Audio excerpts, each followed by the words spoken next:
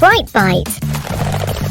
Welcome back, champ. Today, we're talking about the simplest motor ever made. Ever seen a motor made with just a battery, a wire, and a magnet? That's a homopolar motor, tiny but mighty. A homopolar motor is like a spinning merry-go-round, except instead of kids pushing it, electricity and magnets team up to make it move. Are they easy to build? They show how electricity can make things move. It's pure science in action. Plus, you can make one at home with an adult's help, of course.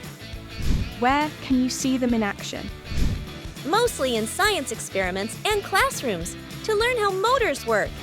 They're not in your car or robot, but they're the first step to understanding bigger motors. Who first built the homopolar motor?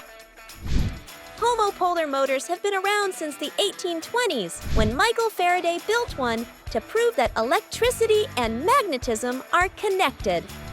So, champ, next time you see a battery and a magnet, remember you might be just 3 parts away from building your own motor.